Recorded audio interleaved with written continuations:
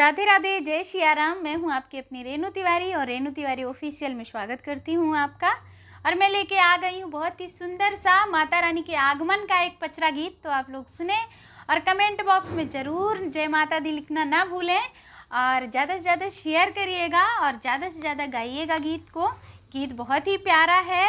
हाँ हाँ, आ गई ले डोलिया कहार माई के, हाँ हाँ, आ गई ले डोलिया कहार माई के, करो करो रे सुहागिन सिंगार माई के, करो करो रे सुहागिन सिंगार माई के।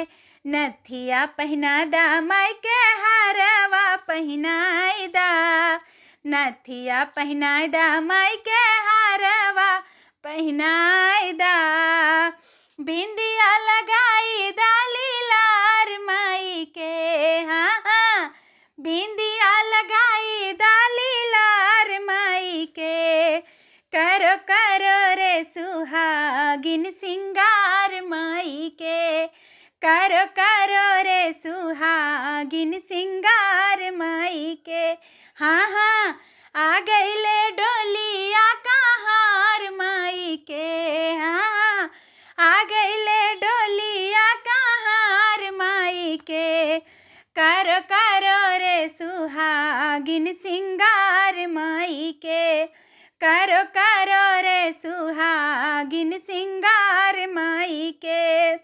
चूड़िया पहना दा माई के, कंगना पहनाई दा, चूड़िया पहनाई दा माई के, कंगना पहनाई दा, मेहंदी लगाई दा चटकदार माई के हो, मेहंदी लगाई दा चटकदार माई के, करो करो रे सुहागिन सिंगार माई के, करो करो रे सुहागिन सिंगार माई के।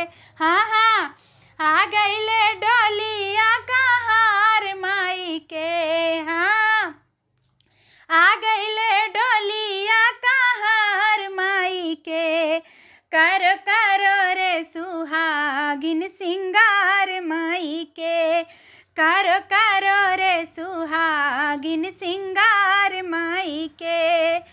महावर लगाई दा माई के, बिछुआ पहनाई दा, महावर लगाई दा माई के, बिछुआ पहनाई दा, घुंघुरा लगाई दा पायल बीच माई के, हाँ हाँ, घुंघुरा लगवाई दा पायल बीच माई के, हाँ, करो करो रे सुहागिन सिंगार माई के, करो करो रे सुहागिन सिंगार माई के। हाँ हाँ, आ गई ले डोलिया कहार माई के, हाँ हाँ, आ गई ले डोलिया कहार माई के, करो करो रे सुहागिन सिंगार माई के, करो करो रे सुहागिन सिंगार माई के। लहंगा पहनाई दा माई के, साड़िया पहनाई दा, लहंगा पहनाई दा माई के, साड़िया पहनाई दा, चुनरी ओढ़ाई दा गोटेदार माई के, हाँ हाँ, चुनरी ओढ़ाई दा गोटेदार माई के, करो करो रे सुहागिन सिंगार माई के, करो करो रे सुहागिन सिंगार माई के।